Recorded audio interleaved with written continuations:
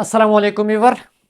तो इस video lecture में हम डिस्कस करेंगे factor affecting the equilibrium position, या इसको हम कहते हैं the necessary condition for equilibrium. यानी वो कौन सा कंडीशन है जो एक इक्विलिब्रियम आने के लिए, यानी एक रिएक्शन के इक्विलिब्रियम पहुंचने के लिए ज़रूरी होता है, या वो कौन से फैक्टर होते हैं जिसके चेंज होने की वजह से इक्विलिब्रियम पोजीशन जो होता है वो चेंज होता है। तो इस वीडियो लेक्चर में हम उसको डिटेल के साथ डिस्कस करेंगे। तो मेरा नाम है एहतिशामुल हक और आप देख रहे हैं मेरा यूट्यूब चैनल डॉक्टर कमेज। तो चलो स्टार्ट कर लेते हैं कि वो कौन से फैक्टर है। तो सबसे पहले जो फैक्टर है वो हमारे पास है क्लोज कंटेनर चाहिए, यानी जो नेसेसरी कंडीशन हम उसको कह सकते हैं। तो सबसे पहले जो नेसेसरी कंडीशन होता है एक इक्विलिब्रियम पोजीशन तक पहुंचने के लिए, जब एक रिएक्शन इक्विलिब्रियम पोजीशन तक पहुंच जाता है तो इसके लिए नेसेसरी कंडीशन ये कि हमें क्लोज कंटेनर चाहिए। यानी अगर हमारे पास क्लोज कंटेनर नहीं है तो इस किस्म के कंटेनर में हमारे पास कोई इक्विलिब्रियम नहीं आ सकता। फॉर एग्जाम्पल मेरे पास एक कंटेनर है, ठीक है, और यहाँ पर हमारे पास रिएक्शन हो रहा है और रिएक्शन हमारे पास H2 प्लस I2 कंबाइन होकर हमारे पास 2HI बना रहा है।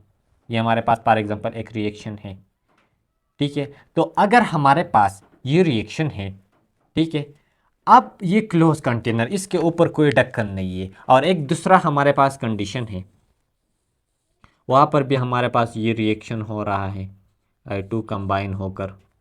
फॉर एग्जांपल ये हमारे पास एक रिवर्सिबल रिएक्शन है और ये हमारे पास 2HI बना रहा है। अब अगर ये हमारे पास क्या है, क्लोज कंटेनर नहीं है और ये हमारे पास क्लोज है, ठीक है, इसके ऊपर ढक्कन है, तो यहाँ पर जो रिएक्टेंट है ये प्रोडक्ट में कन्वर्ट होता है प्रोडक्ट रिएक्टेंट में। तो यहाँ पर अगर देखा जाए तो H2 गैस के फॉर्म में है। मीन कुछ रिएक्शन ऐसे होते हैं जिनमें जो रिएक्टेंट होता है या प्रोडक्ट वो गैस के फॉर्म में होते हैं, तो गैस यहाँ से इवापोरेट हो जाएगा। तो जब यहाँ से इवापोरेट हो जाएगा तो यहाँ पर हमारे पास इक्विलिब्रियम डिस्टर्ब होगा, इक्विलिब्रियम का पोजीशन जो होगा वो चेंज होगा। लेकिन दूसरी तरफ जब हमारे पास इस कंडीशन में रिएक्टेंट और प्रोडक्ट के दरमियान इक्विलिब्रियम आ जाता है तो ये चेंज नहीं होता, क्योंकि इसके ऊपर ढक्कन है। इनसे हमारे पास जो गैस फॉर्म में जो रिएक्टेंट या प्रोडक्ट होते हैं वो एस्केप नहीं होते बाहर, तो ये इक्विलिब्रियम अपनी जगह पर रह जाता है। यानी ये इसमें कोई चेंज नहीं आता। इसमें चेंज आता है और इसकी वजह क्या है कि इसमें जो गैस रिएक्टेंट या प्रोडक्ट होते हैं वो इवापोरेट हो जाते हैं, वो यहाँ से एस्केप हो जाते हैं। तो यहाँ पर मैंने लिखा है chemical equilibrium is not possible in open container but only occur in close container. हमारे पास क्लोज कंटेनर में हमारे पास इक्विलिब्रियम पोजिशन आज आज आ जाता है, यानी इक्विलिब्रियम पोजीशन तक एक केमिकल रिएक्शन पहुंच जाता है। अगर हमारे पास एक ओपन कंटेनर है तो इनमें हमारे पास रिवर्सिबल या जो इक्विलिब्रियम पोजीशन है वो पॉसिबल नहीं होता, और जो गैस रिएक्टेंट होता है या प्रोडक्ट वो यहाँ से एस्केप हो जाता है। दूसरा जो इम्पॉर्टेंट फैक्टर है वो हमारे पास एक कांस्टेंट कंसंट्रेशन। फॉर एग्जांपल यहाँ पर मैंने लिखा है कि हमारे पास एक रिएक्शन है 3, फॉर एग्जांपल हमारे पास है 3H2 प्लस N2, ये रिएक्ट होकर 2NH3 बना रहा है। अब यहाँ पर हमें पता है कि Kc हम लिखते हैं NH3, यानी हम सिंपल में ऐसे लिखूंगा कि फॉर एग्जांपल ये हमारे पास ये तो प्रोडक्ट है, ये रिएक्टेंट है, तो ये प्रोडक्ट वर्सेस रिएक्टेंट ऐसे है। तो इनसे आप दो अदर इक्वेशन भी ले सकते हैं। फॉर एग्जांपल एक इक्वेशन हमारे पास ये भी है कि Kc हमारे पास डायरेक्टली प्रोपोर्शनल है प्रोडक्ट को, और दूसरा आप क्या ले सकते हैं कि Kc हमारे पास इनवर्सली प्रोपोर्शनल है किसको, रिएक्टेंट हो। यानी फॉर एग्जांपल मेरे पास एक रिएक्शन है जो इक्विलिब्रियम तक पहुंच चुका है और इसके लिए Kc का वैल्यू क्या है, Kc का वैल्यू हमारे पास है 0। फॉर एग्जांपल Kc का वैल्यू हमारे पास है 1। तो अगर Kc का वैल्यू हमारे पास 1 है तो इसका मतलब ये हुआ कि रिएक्टेंट भी हमारे पास कितने हैं, रिएक्टेंट भी हमारे पास 50% है और प्रोडक्ट भी हमारे पास 50% है। क्योंकि जब 50 आप यहाँ पर पुट कर लेते, 50 आप यहाँ पर पुट करते, तो सेम नंबर जब एक दूसरे को डिवाइड कर लेते तो 1 के बराबर आते हैं। फॉर एग्जाम्पल इस रिएक्शन के लिए मेरे पास Kc का वैल्यू क्या है, 1 है। अब मैं ऐसे करता हूं कि इनमें मैं कुछ रिएक्टेंट डाल देता हूं इक्विलिब्रियम पोजीशन पर। तो जब रिएक्टेंट में डाल देता हूं तो इसकी वजह से, रिएक्टेंट की वजह से इसकी जो पेप्टिक का कंसंट्रेशन है, आप फॉर एग्जांपल ये हमारे पास 65 तक पहुंच गया। तो जब 65 तक पहुंच गया तो इसकी Kc में चेंज आएगी और ये Kc में जब चेंज आएगी तो ये Kc फिर दोबारा कोशिश करेगा कि इस रिएक्टेंट और प्रोडक्ट का जो कंसंट्रेशन वो कांस्टेंट करेगा, जिसको हम सेकंड ईयर या एपीएससी में डिटेल के साथ पढ़ेंगे। ले चार्ट-रेल प्रिंसिपल हम उसको कहते हैं कि जब हमारे पास एक रिवर्सिबल रिएक्शन में चेंज आता है पोजीशन, जब एक इक्विलिब्रियम पोजीशन पर, तो वो दोबारा वो हो Kc इक्विलिब्रियम अचीव करने के लिए कोशिश करता है, जिसको हम ले चार्ट-रेल प्रिंसिपल कहते हैं। तो एक कंडीशन तो ये कि हम इसमें रिएक्टेंट ज्यादा करें तो ये दोबारा प्रोडक्ट साइड में कन्वर्ट हो जाएगा और यहाँ पर जो इक्विलिब्रियम है वो डिस्टर्ब हो जाएगा।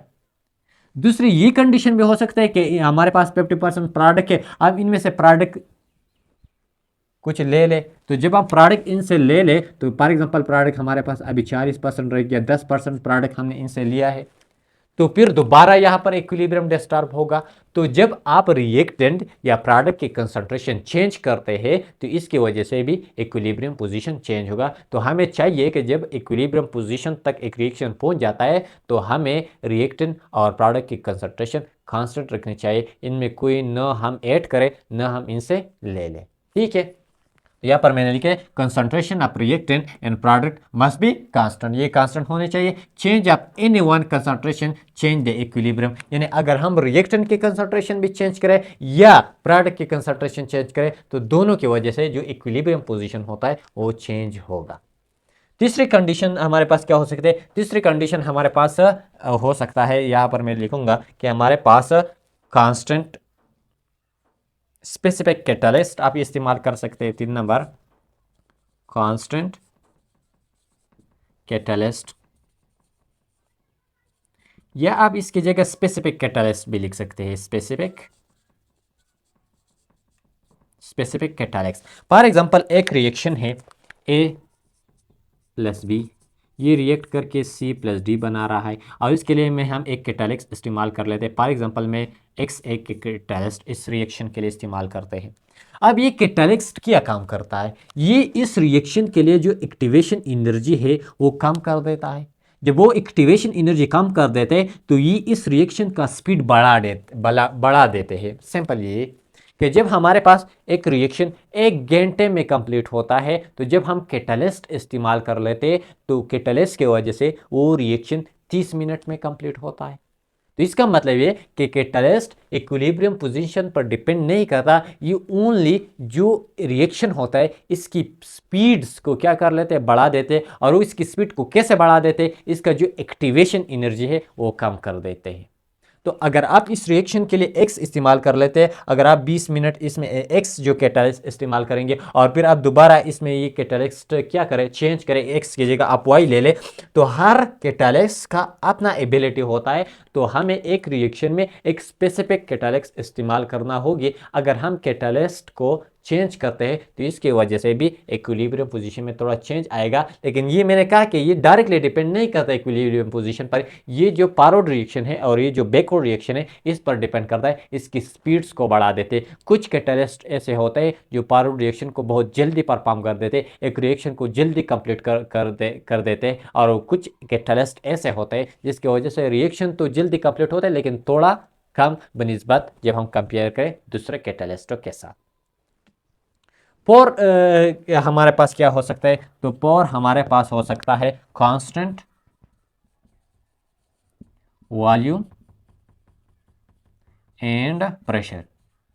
तो ये आप अलग अलग भी लिख सकते हैं और एक जगह कि हमें एक केमिकल रिएक्शन जब हम परफॉर्म कर लेते हैं, यहाँ से समझाने की कोशिश करते हैं। अब अगर हमारे पास इसका अपना एक वॉल्यूम है, इसका एक अपना एक प्रेशर है, गैस के फॉर्म में अगर हमारे पास रिएक्टेंट है, तो अगर ये रिएक्टेंट या प्रोडक्ट गैस के फॉर्म में तो इसका अपना वॉल्यूम भी होगा और इसका प्रेशर भी होगा।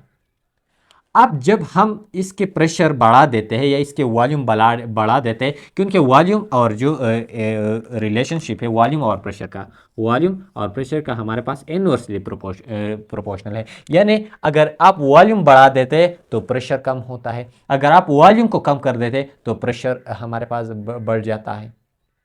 तो इन दोनों के चेंज होने की वजह से इक्विलिब्रियम पोजीशन में चेंज आएगी, जिसको मैंने पहले कहा कि हम डिटेल में पढ़ेंगे फर्स्ट ईयर क्लास की केमिस्ट्री में पार्ट 1 में यहाँ पर जब हम इक्विलिब्रियम, केमिकल इक्विलिब्रियम को डिटेल में पढ़ेंगे और वहाँ पर हम ले चार्ट प्रिंसिपल को पढ़ेंगे। ये जो उनका लो लेवल है, 9 क्लास लेवल है, तो यहाँ पर इतना डिटेल में जाने से ये एक तो ये वीडियो फिर लेंथी हो जाएगा, ठीक है, और फिर आपके जहन में थोड़ा कंफ्यूज हो जाएंगे आप। तो इसलिए मैं कोशिश करूंगा कि आपको लो लेवल पे पहले बताओ। अगर आप डिटेल में उसे स्टडी करना चाहते हैं तो आप टाइप करें ऊपर केमिकल इक्विलिब्रियम या factor affecting which affect the equilibrium position and first year class, आप ऐसे भी लिख सकते हैं, ठीक है।